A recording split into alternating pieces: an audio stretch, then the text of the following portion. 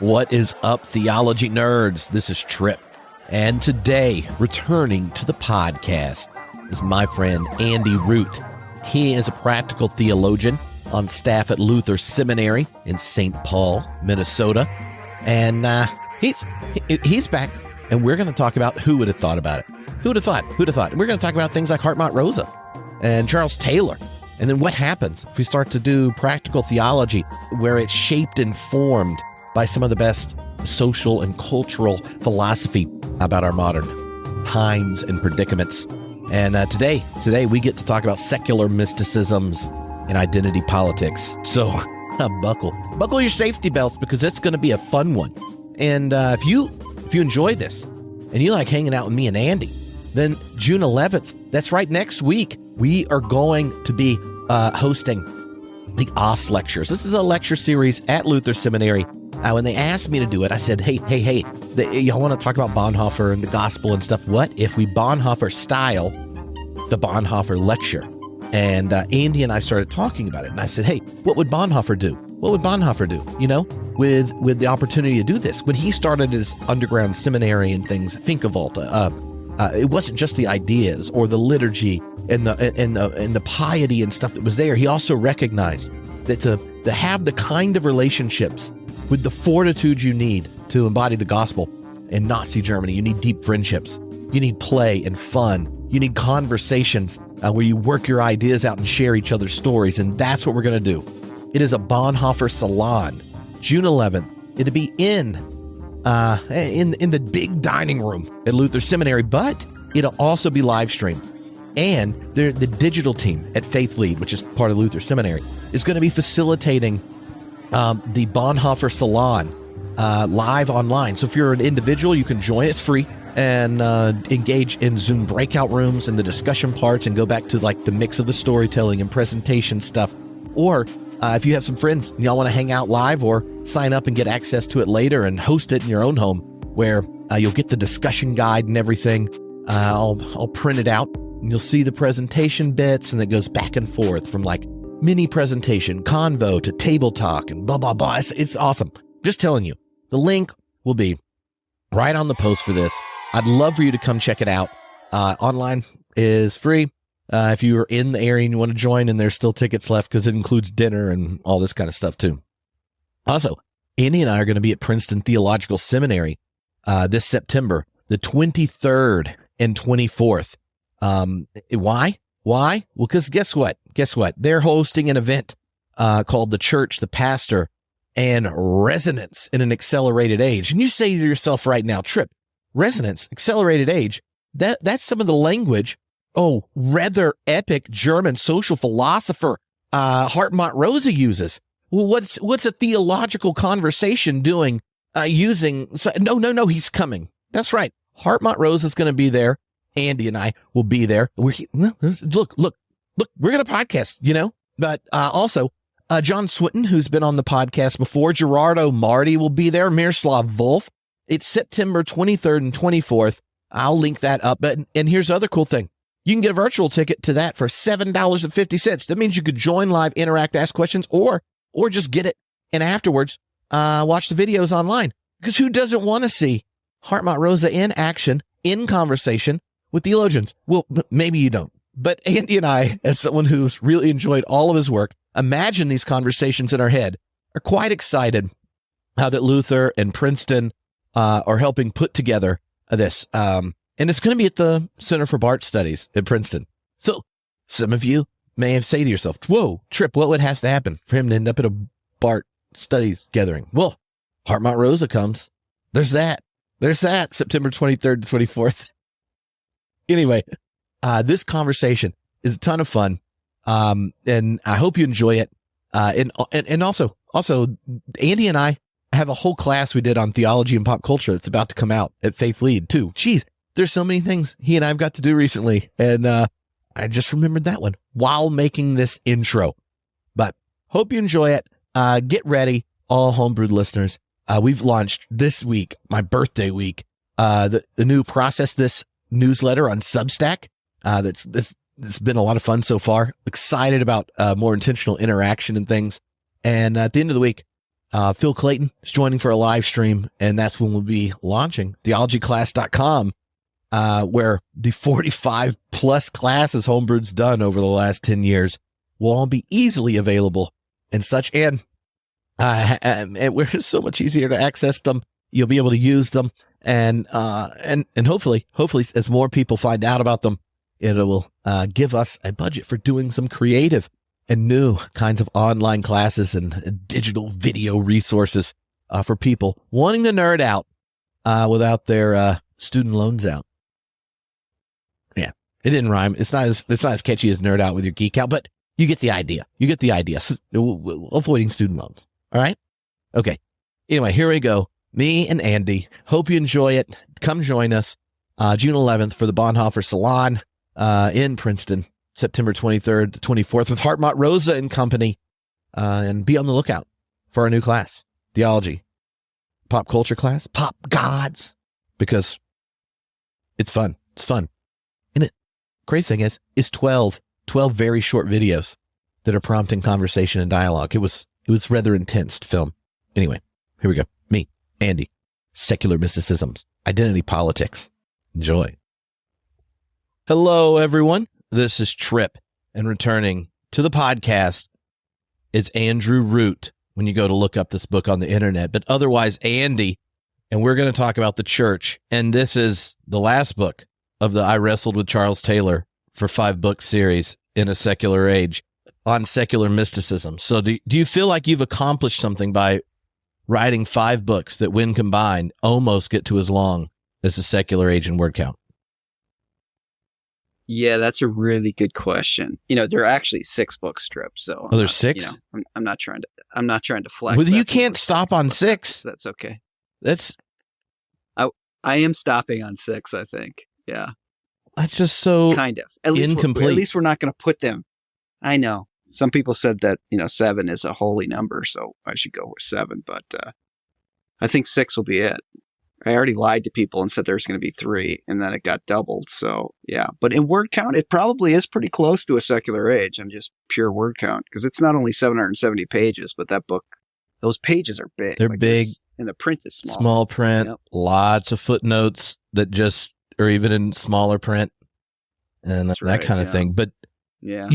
one of the things about this book in particular for our current moment in the West is I think that there's a growing awareness as the church in America is decentered of these kind of eruptions of mysticisms, of spirituality without inherited traditions and such. And what you do in the book is end up giving a framing for interrogating them, and then interrogating the way they even shape life for Christians within the church.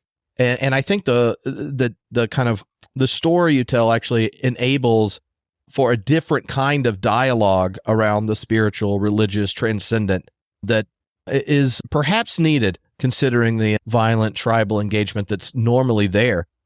But maybe the place to begin is for you to tell the origin story, because it's very rare that anything happens in a faculty meeting worth sharing. Well, nothing really happened in this faculty meeting worth sharing either. I have this experience often, and my impression, Trip, as you probably do too. Did I just call you Chip? Trip, as you probably have this experience too, is you say something in a meeting and people look at you like you're nuts, and they're like, what? I don't, what is that? And so, yeah, there's some funding for some kind of conversation around discipleship and evangelism. And I had this idea of, man, it would be really interesting to even get a handle on what we're talking about and what is the kind of current moment. It'd be really interesting to read a bunch of memoirs. I just read Tara Westover's Educated, and thought, man, there's some pretty significant claims made in that book about what changes a life, what transforms one's life, and in a very radical way, if you've read that memoir. And I thought, man, it'd be really interesting to see if we could map out these different levels of kind of transformation and kind of spiritual awakening that happen kind of culturally and often happen outside the church. And everyone just looked at me like I was nuts. I'm sure I described pretty poorly, but it was just like, what?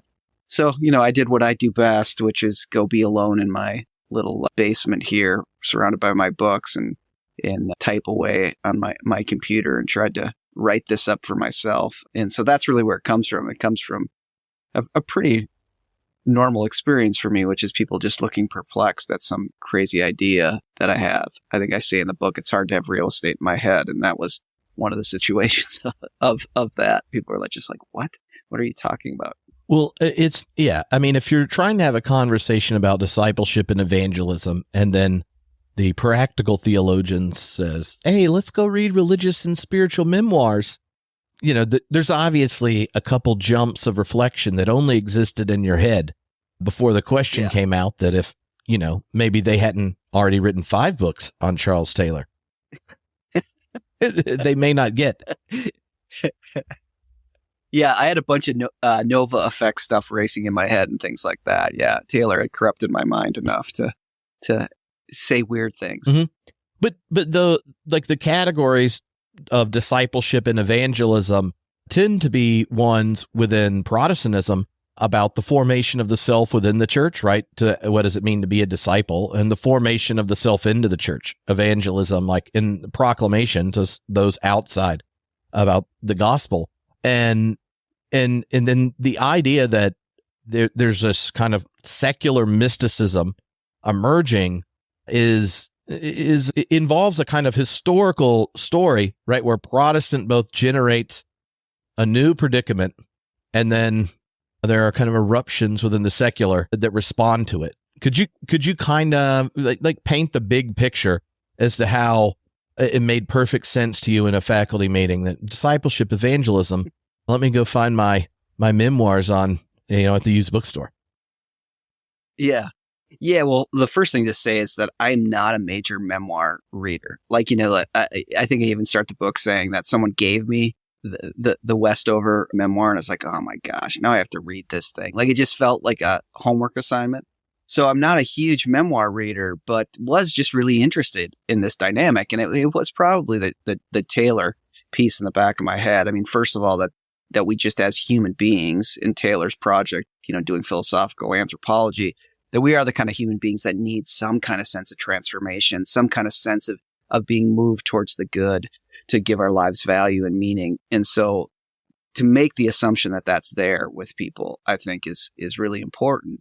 And then to assume that that's there and can be constructed and thought out without any kind of classic religious form, and I think that is Taylor's point that often gets, I think, misunderstood. You can always tell people who haven't really read Taylor because they'll say things like, well, okay, secular, yeah, whatever. But, really, this is not a very secular age. This is a very hyperly spiritual one. This is a post-secular age. You're like, well, you have not read him then, because his whole point is this is a strange kind of secular age that creates all sorts of surpluses of spiritual experiences. But it is the secular conditions that create that possibility. And he thinks it is these two realities, I think, that come together and put a kind of pressure on each other that explode into the kind of metaphor he uses of this exploding star, this nova effect of all sorts of third options. And that is that this kind of post-60s desire to find your truest self and to even have this kind of ethical impulse to uphold the kind of environment where people can be their most authentic selves, that meets the questioning or just a down moment for organized religion, or the ability to doubt the bureaucratic structures of organized religion in some ways, and therefore maybe even the kind of doctrinal belief systems of organized religion. Like those things collide. This pursuit that you individually have to find your own significant way to be yourself, and the fact that, well, now there's all sorts of options where classic religious forms will not provide that, or at least are questioned. And that creates all this kind of surplus of these third options. And I do think it is a kind of, this is a little bit overstated, but I don't think much. It's a kind of post-60s impact of bohemian kind of hippie kind of disposition that in some sense we all are now. We're all authenticity seekers. That really lifts up being spiritual as an important dynamic, like the 1950s organization man, the rationalized kind of individual, the mini scientist, even when you're not doing science, like that gets blown up to be like the artist. And so that puts a new emphasis on the self. So I do try to tell the story of the self and kind of make my foil in some ways Jean-Jacques Rousseau and the Rousseauian experience, because Rousseau does something really fascinating that I think is in our DNA, that I even see at my kids' schools and other things, which is Rousseau makes the point that yourself, however you construct that and however you discover it, but at its core, the self is a magnificent thing, that the self is perfect in its own way. And then it's society that corrupts that.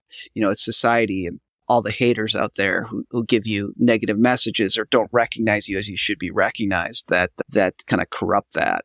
And to me, that seems to be if we want to call it, a kind of dogmatic commitment of our cultural moment, at least in kind of middle class, upwardly mobile places, that there is this kind of operative anthropology that yourself is magnificently wonderful. And if you can just find your talent, if you can just find your voice, that you can discover that.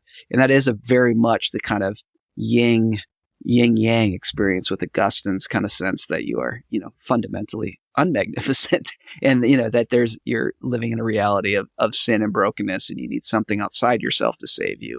Rousseau's point is what you have within you is all you need. It's just too bad that society corrupts you, and that Paris is such an awful place that doesn't, allow you to be your truest self. Yeah, you tell the story of the first day after lockdown being in France. Yeah. And actually, we'll tell the story, because I think it actually gets at the way people may not know the name Rousseau, or if they know it, they may not have spent much time reading him. Oh, but he knows you, and he knows you more intimately than you know yourself until you take his advice. Yeah, exactly. So it was like we were in Paris, 21, I guess, so like Europe had just opened. You were in Scotland probably at this time, Trip, but like Scotland hadn't opened. The UK, you needed to still do a quarantine, but the continent had opened. So we got into Paris maybe a couple weeks after it opened, but there was still a curfew. And then our last night in Paris was going to be the night that the curfew was over. Like the COVID curfew of being in at like midnight, the City of Lights was going to come alive again. So we are like, oh, we're going to stay up all night. We'll, sit by the Seine and, listen to music or whatever. And then it came time and you realize you're old. You're like, yeah, let's just go to bed. We have an early flight in the morning. So I tried to scout out our exit from Paris and, what metro station we were going to get to. So my family went back to our Airbnb to go to bed, and I walked around, but we were staying pretty close to the Sorbonne and pretty close to the Pantheon, which, is the museum, the kind of, if you will, the Hall of Fame or the Hall of Saints to the kind of rationalist French Enlightenment breakthrough. That's what it is. And so I was walking up there, and just Paris was on fire. Like people were everywhere. You could just feel the excitement of this. It was a beautiful June night, and people were just streaming out, and they were going to be up all night. And so I walked up to the Sorbonne, and there were just groups of 50, 20, 15, 30, young people in pods just drinking and listening to music. And I walked up to the Sorbonne, and on the right side, if you walk up from the Luxembourg Gardens, you'll see on the right there's these statues, but on the right, I walked towards one, and I just had the feeling that it was Jean-Jacques Rousseau. And sure enough, it was Jean-Jacques Rousseau. But there were all these young adults sitting at his feet, and they didn't really know it was Rousseau. I mean, they probably did, but they didn't care. They were just sitting there because it was a good place to drink wine and drink beer or whatever. But they had a wireless speaker on, and they were playing a Bonhoeffer song. And the line of this Bonhoeffer song that becomes a kind of through line to the book is where he sings, "And at once I knew I was not magnificent." And it would just the juxtaposition of, I'm no Rousseau expert, but knowing that Rousseau believes quite the opposite, that Justin Vernon in that song is making a kind of confession of realizing that what's within him isn't enough, that he needs something outside of him to save him, that's in direct opposition to kind of Rousseau. So really kind of playing with this line that you can't disconnect all these forms of spirituality from a certain sense of the self, but the kind of operative cultural sense of what it means to be a self right now is very Rousseauian, like that you are perfect the way you are. And my kids go to a very progressive kind of magnet school here in St. Paul, and they get this all the time, like that they're perfect just the way they are. And when my daughter Maisie, who's 16 now, and I was putting her to sleep, she was like 10. And they've been going to the school since they were in elementary age. And I prayed for her and did a very Augustine prayer for her. It was like, God, please come and bless Maisie. Would you redeem Maisie and bring her into new life and change her? So I made some kind of prayer like, would you change Maisie? Amen. And then she looked at me with her 10-year-old eyes like, Daddy, why do I need to be changed? Aren't I just perfect the way that I am? It's like, well, there it is. Like, there's the kind of Rousseauian sense. Like, what you need changed is not internal to you. It's all these negative messages around you where, at least the traditions that I was trying to draw an opposition of has this confession that the first move to discipleship is the confession that you are in want, you are in need, that you need something outside of you to save you. So the kind of through line becomes that Bonhoeffer kind of perspective, looking at these operative or even at times implicit spiritualities that make a certain assertion about the self being magnificent, or those that are confessions of unmagnificence. And there's becomes a different transformational engine on how you view the self in that way. Mm-hmm. Yeah. Well, one of the things you do throughout the book is have a ever kind of evolving and complexifying triangle. And inspired by your attempt to hang out in Picasso's big old triangle. Could you, before we talked about kind of picking up the question around identity politics that's a part of the book, but the triangle I think is helpful, right? Because that both in the prayer used with your daughter, in the line about being truly not magnificent, underneath that is like, well, what is the potentiality when in a lower anthropology in recognizing human frailty and brokenness and these kinds of things? But when it goes to the question of identity in the modern context, it's very easy to see how kind of the normative expression of modern culture and its antagonists are locked in a battle that's uniquely shaped, right, by the politics of recognition and such that are thoroughly modern or part of the secular age. Yeah. Well, the truth is, Tripp, that I'm a recovering diagramaholic, and so there's a part of me that is so like I don't really understand, like quantum physics and stuff like that, but I have a certain infatuation with Einstein and that kind of whole period at the beginning of the 20th century. And those people were always drawing these like diagrams or doing thought experiments that got diagrammed out. So I became enamored with like theologians who used diagrams to try to like describe reality. And then so I started to do it in my earlier books. And then I started to read other people's diagrams and was like, this makes no sense to me whatsoever. Like, this is completely unhelpful. And then I realized, oh no, that's exactly how people feel when they read my diagrams. So then I weaned myself off diagrams, and then in this book have kind of fallen off the wagon and am back as a diagram holic. So the diagram is inspired from part 5 of A Secular Age. And I think there's something, a few people get to part 5 or have enough kind of energy to stay with part 5. But one of the fascinating things in part 5 is where Taylor makes this assertion where I think he's really right on this, where he says, our conflicts in modernity are not they're not polar. They're not two-sided. They're actually three-sided. And that these arguments are always three-sided arguments. And that's what makes it so confusing, is there's always these kind of link-ups of two sides against one side, and they can be used against each other. And it makes any of our kind of discourses around political issues or just what it means to live well in society. This triangle, this three level kind of conflict comes up. And so his point is, you can see this when you look at religion. I mean, this is his point. And he'll say, there's when you start to kind of make assertions around religious perspectives, you notice that there's two different sides that actually, for the most part, hate each other, who will run and take their swings at religion, essentially, he says. And you first of all see this with a side he calls the exclusive humanist side. And the exclusive humanist side really just thinks religion is a fundamentally repressive activity, that it represses your most inner drives to be yourself, to find out, to find out who you are, to just be in touch with your most inner self to love yourself, that it's opposed to that. So when religion says, no, we're actually not repressive. We think God is loving, and we think that God is ultimately an accepting force in the world, that God cares to give you, read the Psalms. There's intimacy all over it. God adores us. God calls us beloved. Then Taylor's point is, as soon as you try to answer the repressive, that you're repressive, as soon as you try to answer that, you open yourself up to the critique of the other part of modernity, which sometimes he calls them the neo-Nietzscheans, but he also calls them the counter-enlightenment people, who tend to see what human life is not like finding your most authentic self and creating a society where authentic selves are free to express themselves. What life is really about is a kind of will to power, or at least taking on heroic actions.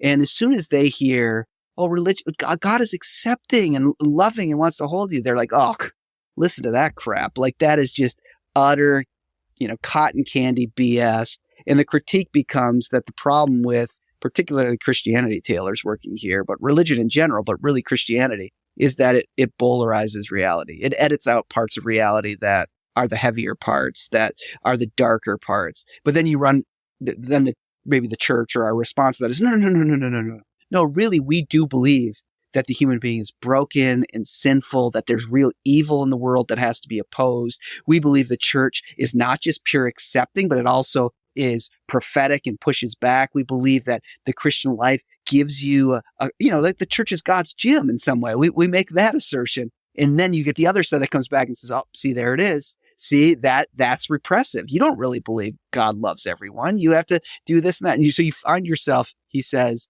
kind of impaled on one horn or the other. And he says what both these sides refuse about the commitments of Christianity, he thinks, is that the commitment that there's something beyond human flourishing, that the kind of exclusive humanist cannot stomach. And the neo-Nietzscheans or the counter-enlightenment people simply cannot stomach that there is something beyond death. So there's a kind of beyond sense that they both have a problem with. And so I've tried to give these three categories: the kind of exclusive humanist, the counter-enlightenment, and then what I call the beyonders. And it can get a little confusing because neither I nor Taylor mean it metaphysically, like there's a beyond, though cannot completely opposed to that. But inside of this, it's more that there is something, that there are goods, there is something beyond just human flourishing that we're after. And there is something beyond death that leads us into living life well. Mm-hmm. Well, and I think part of the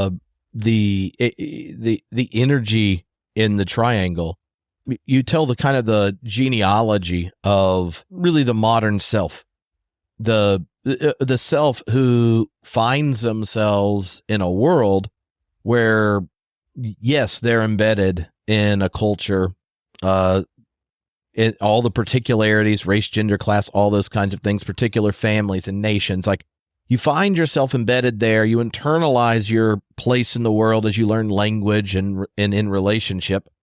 But all of those social, cultural givens are known to be as fragile as any other human construction, right? And religion is increasingly that way, even for those who engage it with faith. You can have faith, but yet you kind of, while believing also, there's this inherent skepticism because other internally consistent accounts of all the same, reference points and things. And so there's kind of a question of justification that gets bracketed.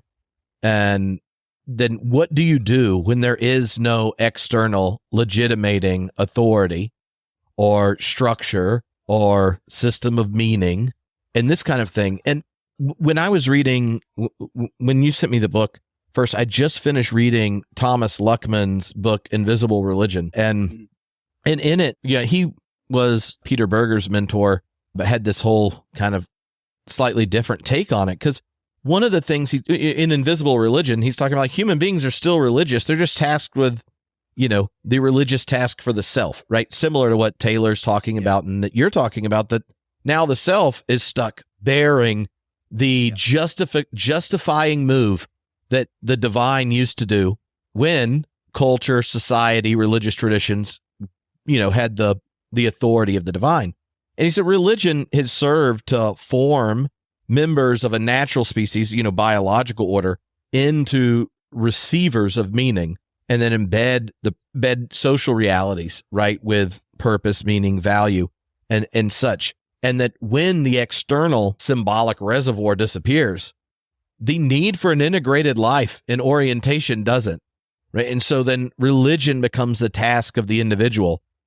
And you get there and you do the genealogy with different philosophers, talk about Heidegger and such, and play it all out. But I'm interested how you would describe the either conscious or pre-conscious energy of that bearing the justificatory weight that, until this modern period, right? That's why the triangle is a uniquely modern image in the text.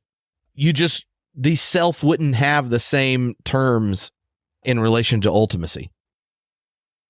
Right. And it really is a kind of birth from Protestantism. So this is a kind of Taylor kind of sense of that, where the self becomes very important. But the self is always, I think this remains true in kind of Protestant theology, at least historically, that what can save the self is outside the self. So the self matters, is that we give the self attention, but the self really still needs to be opened up to what is outside of it. But this is the kind of Rousseauian piece where no, now the self can become really the locus for all meaning and all purpose. But what I think occurs here that I think is really important for us is that takes on a certain weight. So if the self has to bear that kind of weight of the ultimate, of all purpose and meaning, that becomes heavy in itself, but that becomes perpetuated in a kind of neoliberal capitalism that creates these structural realities that even your work is supposed to be you working on yourself, and that competition is everywhere all the time. So it's not even like this free space that you just get to work on yourself. It's also yourself is being ranked, and you're very aware if you're winning recognition or you're not, or if you're doing something magnificent or not. Like that seems to be what kind of substantiates the self. So one of the things I push in the book that I'm not sure I'm right on, to be completely honest, but I'm playing it out as a thought experiment, is how guilt pushes forth these deep senses to yearn for spirituality. That it's the kind of cultural arrival of guilt that also produces the recovery of certain discourses around mysticism. So you wonder if, like, 14th century medieval period dealing kind of with the kind of sense of the two popes and avant-garde, and how certain new discourses about guilt come up, and then you get like the Rowlings mystics, and you get some of these other mystics from across Europe who pop up. And I'm wondering if even in this time where God is just an option, but inside this heavy burden put on the self, and how the self now has an arena inside of a kind of neoliberal, particularly digital context to kind of express the self and to receive the feedback for the self and work on the self, if people aren't living deeply with burdens of guilt. And so they feel like the whole I'm not religious, but I'm spiritual thing, that the spirituality becomes both a certain connection you have to the project of yourself and the fact that you need some kind of spirituality, even if it's just like being into UFOs or being into CrossFit or something. Like this allows some kind of, some kind of balm to deal with the road rash of all the competition within this kind of neoliberal epoch. So everyone has to be spiritual in some way, both because they're so obsessed with themselves and, they're trying to work that out in a kind of performative, artistic way. The artists tend to be, people who are open to the spiritual and noumenal in some way. So that kind of gives us this cultural reality. But there's also this deep sense of you working. It's like what Byung-Chul Han calls the shift from being in a should society to a could society, that we don't kind of live under the strictures of law or ancestor anymore, but we live under the pinching guilt of what we could have done or what we could be if we could just find this kind of magnificent way, to be the self. And I just wonder if this kind of discourse around mysticism comes up when that occurs, because I was really fascinated how in these memoirs, most of them, and obviously I picked the ones and talked about the ones I found most generative to this, but they'd say things like, I want a mystical kind of love, or, it was a near mystical experience. No God, no organized religion, but nevertheless a kind of sense of mysticism that gave them a union, a connection that seemed to overcome all the guilt that they felt in their kind of failed self in some way. It led them to overcome in I think unique ways. Mm-hmm. You know, one of the things that I thought of in the kind of exploration of guilt is it was actually really similar to what Tillich does in The Courage to Be, on the nature or the anxiety of kind of guilt or in morality. He kind of talks about three parts, and he talks about there's always these two different dynamics in them. One is the guilt that's related to the self, right? And that is that could be type of guilt. But there's also the guilt that when you can't do the self-justifying, right? The courage to be a self, then you do the courage to be a part, where there's some particular collective that you give yourself to, right? And now you bear the guilt of knowing, right, that you aren't the Puritan of your tribe. And there are ones across the political spectrum, but I have a friend who is a very, very active and vibrant animal rights activist and militant vegan, unless he's at our house and then he says, "Oh, I have to do indigenous belonging with the Southerner, and if you could smoke brisket, that would be great." Right? And he's not going to tweet about that. Yeah. He's going to tweet about... So your house is Carnival for him. Yeah.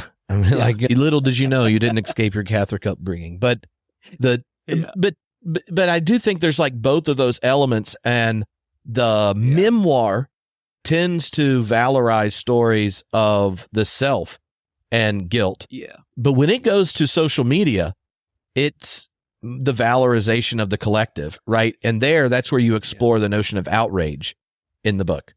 I mean, do you see those like kind of connected that way, but, grounded in this sense of collective and sense of kind of the lone individual?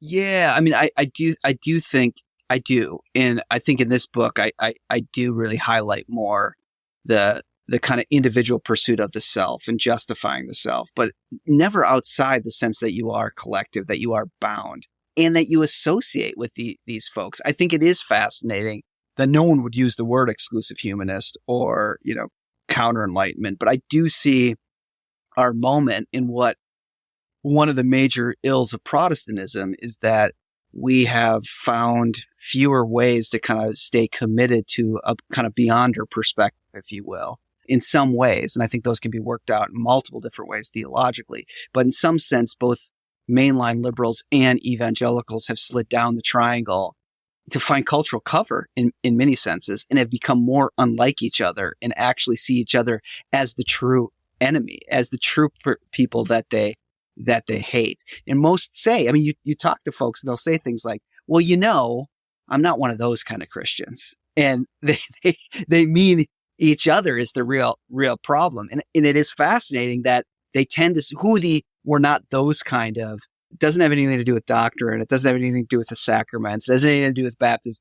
It has to do with how one works out this kind of triangulated reality of divisions. And so, we have evangelicals are much more comfortable with a kind of neo-Nietzschean counter-enlightenment will to power kind of dynamic, and mainline liberals who are much more comfortable with an exclusive humanist reality and thinking that the point of life is to find your kind of inner genius. And that's when religion is at its best. It helps you discover who you really are. Where on the other side, it's like when religion is at its best, it helps you do the heroic thing to stand up for the true America, or just be heroic and conquer, and that's what it's really about. And I'm fascinated how those collectives frame people's senses of outrage or enemy across the divide.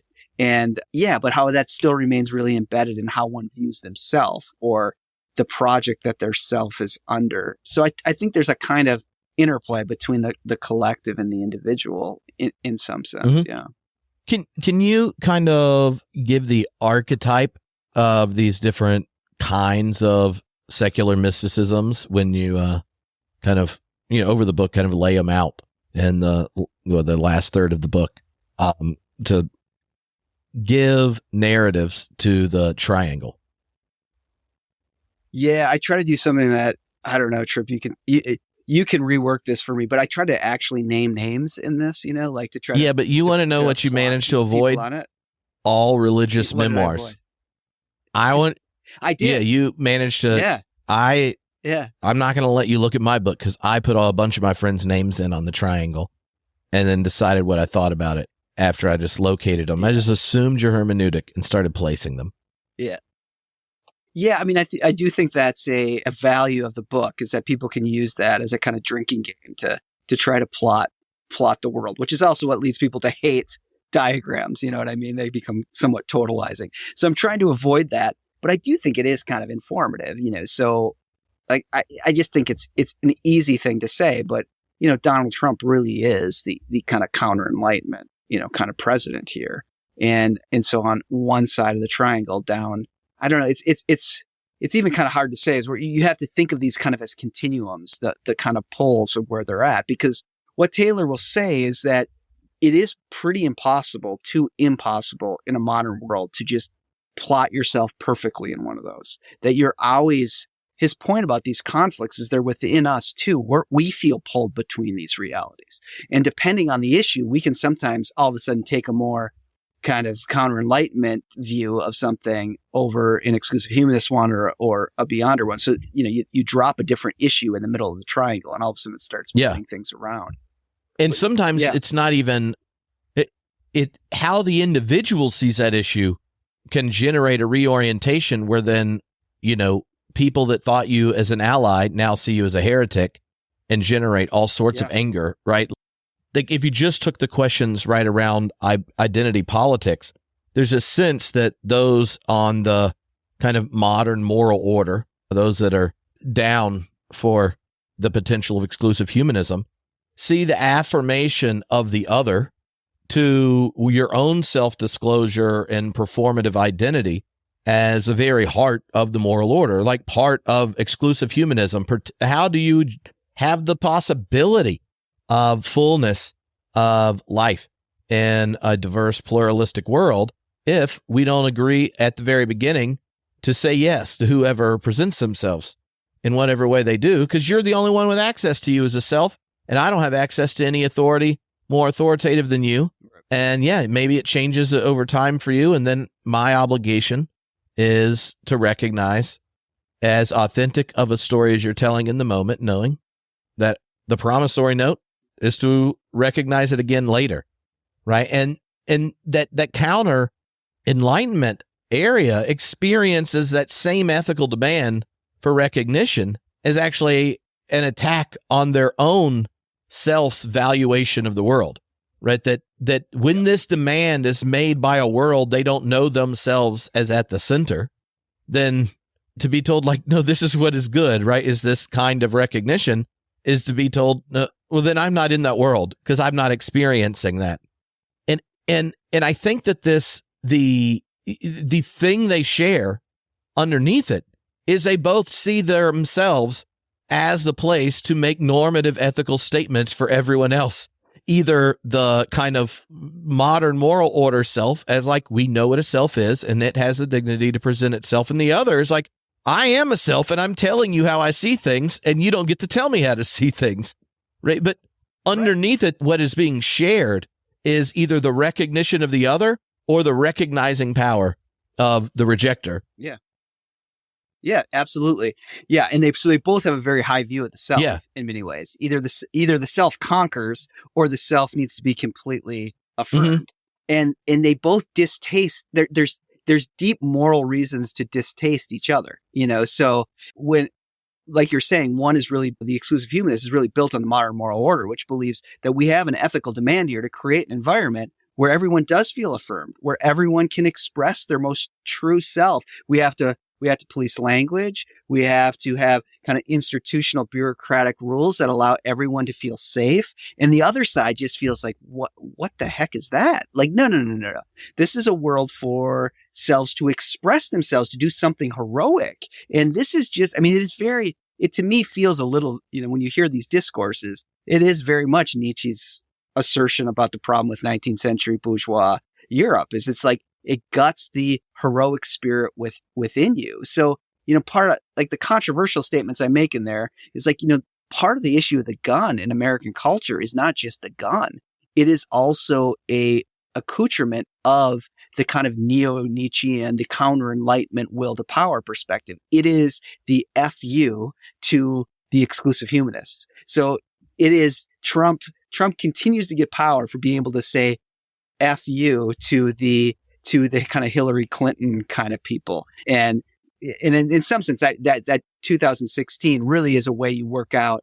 These were two, again, no one is ever on one side, but it was very much a kind of exclusive humanist election versus a counter-enlightenment election. And it's fascinating, but maybe not surprising that conservative Protestants were willing to link up with Trump because they just found, and I try to plot this on the diagram, Hillary felt so far away if you just kind of look at the way it worked around the diagram, where Trump, it was hard for them to stomach, but he was much more like them. They feel much, there feels to be, there's not a cultural repulsion, say like Jonathan Haidt's work. There's not a cultural repulsion towards the neo-Nietzscheans and conservative Protestants. There's a cultural repulsion towards the exclusive humanists, and it's reversed for mainline Protestants. They can stomach a certain kind of exclusive humanist person's perspectives, but they just absolutely want to vomit out any kind of will to power counter-enlightenment perspective. Yeah, it's funny because I think part of the reason for mainline Protestants having that reaction is, the myth of the Christian century, right? Like part of the modern moral order is namely that mainline Protestants, when they were right on the other side of the triangle, when like the more progressive Protestants were critiquing capitalism in the social gospel movement, and you get the 40-hour work week, you get the women's right to vote, own property, you get the child labor laws. Like there are all these things that are now just assumed in the modern moral order that were the previous critique of it. They were at the very heart of liberal Protestantism in America. And the things, if you go from like Rauschenbusch through the Niebers and such, you see them as like radical advocates organizing the church to critique society, to establish this. And then like when you're now inheriting something where the very ethos of your tradition is that like we've gotten about 90% of it covered, and it's just now part of being a good educated middle class person, as long as you read the New York Times, are there at Christmas and Easter and go to a solid university and recycle, then you too can, be a part of this. I feel like you see this kind of inversion in the 90s to where mainline Protestants were anti-Vietnam, critiquing economics, integrating churches, and then when the modern moral order switches in the 90s, it was the birth of kind of that religious right, or the kind of like, oh, well, we're gonna get curse words out of music, and we're gonna not watch Disney. You see this shift of whose identity is closest to what's normative in the spaces of power, and they flip sides. It's because a lot of people, if you just hear the Trump-Hillary thing, you go, okay, but it's the right, energetic expression of the self as counter or asserting the modern moral order, not the actual content of it. Yeah, absolutely. And it was, there was a time in the 70s and the 80s, like you're saying, where, the counter-enlightenment people were the kind of certain kind of Marxist left-wing people were on the more counter-enlightenment side. And, the modern moral order people, it had more of a kind of religious overtones, but it really was like, it was get curse words out of music kind of thing, and this is flipped. And I think it is confusing for some people when they're like, well, wait a minute, how come all these conservative Protestants now are okay with in church chanting F Joe Biden or, whatever they might chant. And that is just an expression of this kind of counter-enlightenment kind of perspective. And so it flips. You could never just say that people on the political right are always exclusive humanists and on the left are always on the left are always exclusive humanists and on the right are counter-enlightenment. It's been different just even decades ago. And so I think Taylor's perspective is really helpful that way to show us that this is much more of a nimble thing than just kind of political poles of what's going on here. Yeah, and for a lot of people, it will just like which kind of energetic pole you're at home with really depends on the question of the day. We have one example that this actually came up in a class discussion in the theology and culture class I'm doing at Luther well, now I'm about to grade their papers, but just recently finished. Yeah, have fun. It was around this topic when we kind of looked at the cultural changing relationship to J.K. Rowling, author of Harry Potter, right? So if you think of the story of Harry Potter, it's one of these like the three groups of friends that become like the perfect friend: self-discovery, friendship, valor, challenge, processing pain, trauma, like all this kind of thing. That it was a story, and it for a whole generation who learned, right, that the politics of affirmation at the heart of the modern moral order. And if you know her own story, yes, she was like deeply committed both to like gay rights, women's rights, all these kinds of things. And early on, the experience on the right to Harry Potter and company is like, well, that's wizards. It's probably satanic. You only can have wizards if C.S. Lewis does it. Otherwise, yeah, we got to watch out. Maybe Tolkien because he's Catholic, and that's mostly because he gets credit for converting C.S. Lewis. It's like secondhand magic cred. Like the moment when Rawlings, took a stand around trans inclusion as being different than all the other sexual identities, where the way she framed things, that biological distinction was a distinction that makes a difference, and the modern moral order, one where tons of people that are like Gen Z-ish that are a part of it and a little older, she was the major narrative of them learning to internalize and frame it. We're going to sort ourselves and such. You see the kind of outrage emerge around her that then generates a whole nother audience that had rejected her books and everything before, and now like, wow, I don't know, maybe I want to get my kids sorted. I don't know why they kept calling me a Slytherin. Maybe I'm deep down, I'm the real Gryffindor, and I can't wait to spend some time with Jordan Peterson this weekend. Like underneath that, you spend quite a bit of time in the book talking about that, like the function of outrage, the role it plays, and how it relates to one's own identity. Like the inner genius is a lot of the language, and how that enables one to engage in the heroic, right? So when you think of these battles around identity politics, obviously, like if you're with a bunch of students talking about it, it's not hard for them to talk about how their denominations have all these same fights, are cool in one situation, not cool in another, and then every congregation has different breakdowns, and everyone does. And the moment you start changing what the particularity is, the same kind of triangulation ensues. Yeah. Yeah. And everybody gets sorted in a different way. Yeah. But not with a hat. Yeah, I mean, to me, not with a hat. But now, not with a hat. And we all know, not in book 5, the hat says, I was against sorting to begin with. I thought about putting everyone in Hufflepuff because the notion of sorting is inherently problematic. But this is my job, so I guess I'll do it. Which does seem to be the ultimate of modern problems. Like, you'd like not to live this way, but these are the structures in which we inherit, and what are you going to do? See previous conversation on Rosa. It'll be a link in this podcast. Right. Yeah, the outrage thing is interesting to me, and it probably needs more development in the book too, but that outrage seems like a certain way to try to perform the self. And it seems like, I think you could make an argument that social media in some sense, especially Twitter, is just an outrage machine. It just becomes a place to express your outrage. Or I guess it's not Twitter anymore, X or whatever we're supposed to say now. But it seems to me that it becomes a particular way of kind of working out yourself. The feedback you get, it's almost the perfect, outrage is almost the perfect thing right now, because the feedback you'll get, first of all, if it fails, if your outrage is not picked up, then, no harm, no foul. Like people are just like, being pissed off is just part of living right now. Okay, whatever. It's not like putting a song you wrote up on the internet, like that can go terribly wrong. Either that will be accepted and you'll get validation for your talent or not. But being outraged seems not to have the same inherent risk as, say, putting up a poem or something else.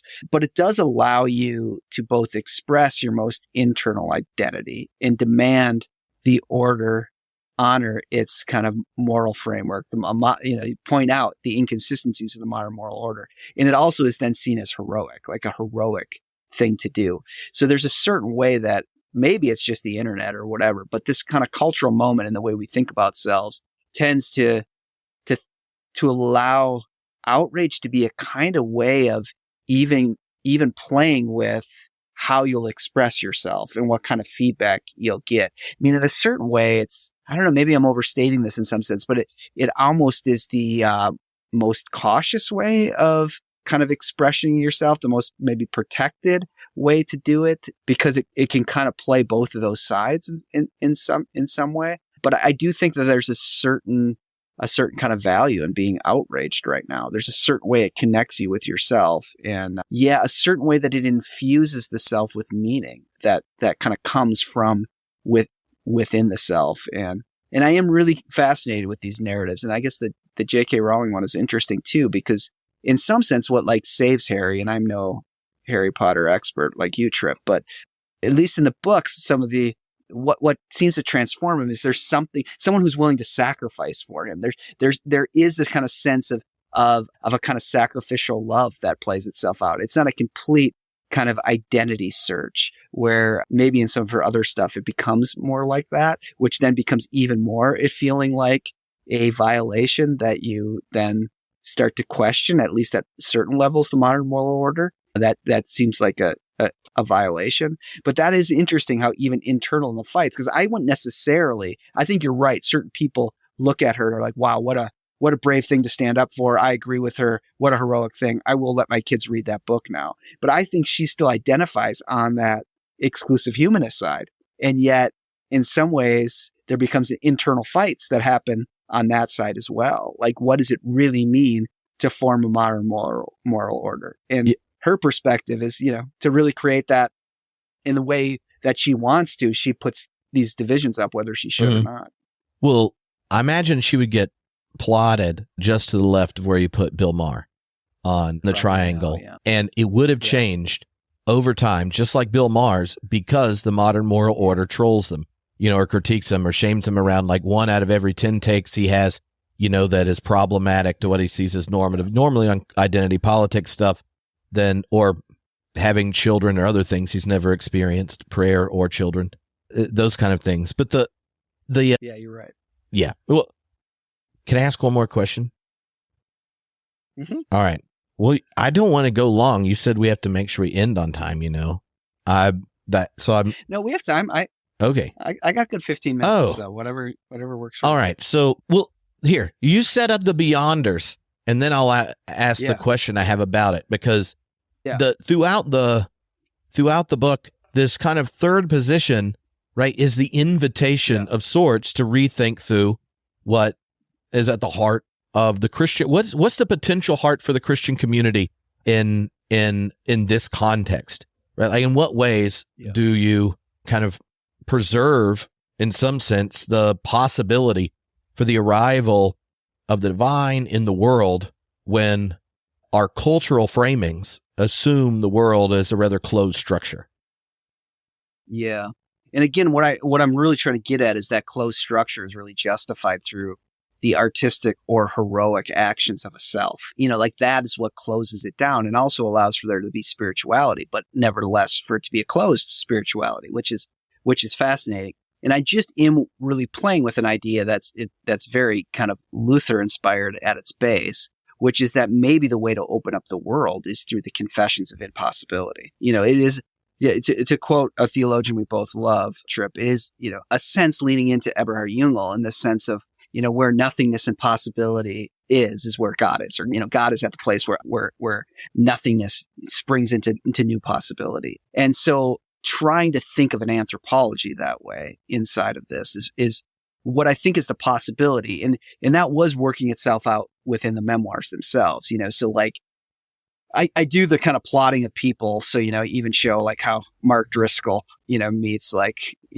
someone like Shane Claiborne on the other side, like there are these, which is, maybe controversial in some ways, but you'll see that mapping out. But really the objective is just to get that going in people's imaginations so we can start looking at these memoirs and these stories of how one has changed.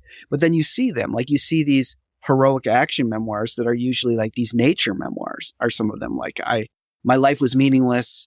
Then I learned, then I walked I walked this trail for, 130 miles. And then I overcame in some ways. But then these memoirs will even say, like, I don't believe in God, or there's no such thing as God. There's only the cycle of carbon. That's all there is. But I found myself when I walked this, or, there's all sorts of them, like romance is one, or exercise. There's a ton of these exercise ones. But what's fascinating about all of those is there's all these spiritual experiences, but no real divine agent that does anything. But then there are these others. And this is one of the reasons I stayed away from Christian memoirs, is because it would be too easy, in some sense, to look for beyonders in Christian memoirs, or maybe as you're plotting, actually, ironically, hard, like which says something in its own right. But there were these certain memoirs that were really memoirs that were in a couple different categories. I mean, one was these memoirs of imminent dying that were really profound. And then there were these memoirs of great loss and trying to like put people's lives back together inside of a great grief. But then probably the most profound ones were these memoirs of addiction. And all of these kind of memoirs had a different anthropology at play, especially the addiction ones are probably highlight this the most. That the anthropology was at play was not that the self was magnificent, but that the self was broken. That the self needed something, that there are no resources in the self to save the self. And so what you especially get in the addiction memoirs, where these were not people who had ever gone to church before, but they end up in AA and they're told to pray. And then they have these experiences where they feel like God meets them. And they even say things like, well, I didn't believe in prayer, but I was told to just pray. So I prayed and I felt reached for, I felt grabbed for. Am I comfortable calling it God? I don't know if I can say that or not, but there's something here. One of the memoirists, now I go to a Catholic church. I'm still not sure that I believe in all this, but there's something about the practices in prayer and praying with the priest that has changed my life. So the point isn't even to try to make a case for religious practice per se, but for a very different anthropology that really starts with the confession of surrender and the need of something outside of you. And I do think that there's really good news in that message. There's a certain way of kind of updating Luther's justification by faith alone to think of it in a late modern neoliberal time of the performance of the self to be the good news of stopping and receiving and confessing your impossibilities that really may open up the immanent frame. And so that's really what I'm wagering here, is that this is a very different anthropology at play, and to kind of think for pastors, ministers, to be aware of these different operative anthropologies, and that the other two, which are so seductive, to kind of go down the exclusive humanist route or to the counter-enlightenment route, they end up operating in a kind of anthropology that puts so much weight on the self that it does close down the immanent frame. It creates a closed world structure. And I think there is a kind of moment where confession of a lostness, a kind of stopping, a kind of low anthropology that says the self is beautiful in its own right, but it's beautiful in its vulnerability, in its confession, a la Bon Iver, of the events where at once I knew I was not magnificent, that those become, I think, particular moments for ministers and pastors to really think about how those are really transformational and how that connects with larger visions we have within the theological tradition. Mm-hmm. So, one of the things that really struck me is your own theologizing about beyonders or communities that harbor beyonding of sorts, is that the two thinkers you wrestle with the most to explicate it are Jewish, Martin Buber, Rosenzweig. Your own theologizing with it is distinctively Lutheran. But in some sense, one of the things that all the wisdom traditions of the world in some sense share is a sobriety about the human condition. It wasn't until modernity that you get a culture that Rousseau makes sense in, right? When I had opportunity to lecture in English speaking, but for Chinese university students, that's the thing where there's just like, I don't understand this, like where you get this from, right? And I'm just like, well, it's like Luther on steroids, sans God, invention of the market, and then you too can have crippling bouts of anxiety in the face of finitude and the inability to justify the next step as being towards anything. But just so like religious traditions in general have a lower anthropology than economism and enlightenment generate. Right. But Buber and Rosenzweig also tell the human predicament in distinctively Jewish ways that are, I wouldn't say a higher anthropology, but it's a different orientation towards our finitude and brokenness, right? Like the Lutheran anthropology is an explicit inheritance of an Augustinian style, but Buber and Rosenzweig both, the humans, the breakdown between humanity and the divine is also a breakdown between humanity and the world, and it's grounded in a doctrine of creation that doesn't have like the same notion of perfection and fall that's there. And so I wonder if you discovered something or have wisdom for Christians who are phobic of sin language, confession language, because, right, they assume the only way you can gift it to people in the present who need the invitation of confession is to also bring along the baggage of that kind of hyper Augustinian notion of sin, because you wove a kind of Jungel style Lutheranism with Buber and Rosenzweig, and if you just read them, you would recognize our sinfulness, but you wouldn't be worried about the baggage original sin as a doctrine has brought with it in the modern context. Whether or not it deserves it, it carries it of sorts. Sure. I mean, in some sense, like this will be very, people who've read my stuff will just see that there's always the same kind of theme that then gets played out in these different ways. And what I just particularly love about Buber, and then Rosenzweig becomes such a significant person here at the end of the book, is there is a certain kind of Lutheran read that you can't impose on those folks, but there is a kind of bridge, if you will, by Bonhoeffer, like where Bonhoeffer has a very Lutheran kind of anthropology, but the way that gets kind of worked itself out is in a deep relational dynamic. And so that even sin has this deep sense of, well, in many ways, sin becomes a turning in on the self, which is very Luther. But then what that has an outgrowth of is it eventually leads you to hate the world, and particularly to hate your neighbor, or to stand over and against your neighbor, or to compete with your neighbor.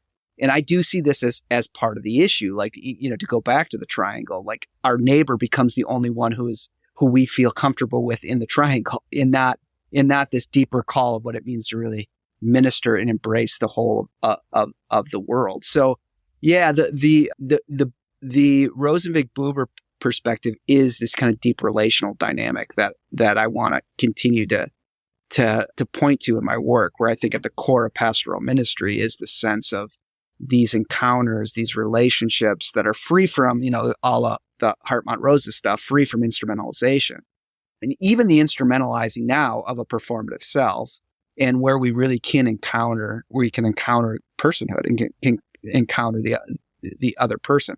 And I do think that there's something dynamically transformational, or almost a sacramental sense, when we share in each other's lives through these confessions of brokenness and loss, that there's something profoundly transformational that happens in that dynamic, and so I try to even tell the story of persons who do that in these memoirs. So that's a really important piece, and where Rosenzweig is particularly important for me in this is the critique of mysticism in general is that it tends to turn from the world. That's its problem. It doesn't care about the world. And so first of all, I need to show how this new kind of mysticism becomes one that sits in a certain Protestant vein of the affirmation of ordinary life. And in some sense, Heidegger helps do that, like the ordinary, and Dasein takes on a kind of spiritual, mystical overtone in some ways. And then Rosenwig becomes really helpful because Rosenwig's great transformation, which we like to tell inside declension narratives, is like Rosenwig really did his worship practice for the first time. Like Yom Kippur comes along, and then he never really had practiced his religion before. And then he really practiced it. He really paid attention. And then he decided that he would stay in the faith, because the whole story is Rosenwig's going to leave his Judaism. And the kind of common story is he's going to go to one more Yom Kippur service, and then he realizes he doesn't have to leave Judaism. He could stay within it. But there's been a lot of work done recently that says that's really not it. When you read Rosenwig's letters, what changed him was this long conversation he had with his cousins who had converted to Christianity. And what he became convinced by his cousin Rosenstock particularly was that Judaism had this incredibly important role to keep Christianity and its kind of missional impulses that are central to Christianity, that Rosenwig doesn't want us to lose. But he thinks that Judaism has to keep Christianity from turning on the world, that it reminds it to love the world, to meet its neighbor in the world. And so Rosenwig becomes the kind of last discussion in this book to say whatever kind of mysticisms we fall into here, or if we can find a way to have a kind of beyonder mysticism that makes us articulate the presence of God coming out of the places of nothingness and bringing new life, it always will have to be the affirmation of the world. And Rosenwig has to remind us of that we can't fall into certain kind of medieval forms of that. And probably the place where you're really right, Buber particularly, those guys are just so deeply Jewish in their commitments. But Buber did write his dissertation on Eckhart, so there's a certain kind of way that Buber is kind of working this Rhineland anthropology, this low anthropology that goes from Eckhart to Thaler to Luther, that at the very least, Buber is kind of in dialogue with it while he's taking that into his grandfather's kind of Jewish prayer practices, So he's most definitely never a kind of Protestantized Jew, but is really conversant with this kind of anthropology. And the I thou wears some of the marks, I think, of that kind of Eckhartian Rhineland mystic kind of disposition, I guess. Yeah. Well, that makes sense. All right. Well, I'll save the second page of my questions about your book until later, but it was fun. And yeah, and I like getting to talk to you, and I like it too. We'll get to see each other in a few weeks, so it'll be fun.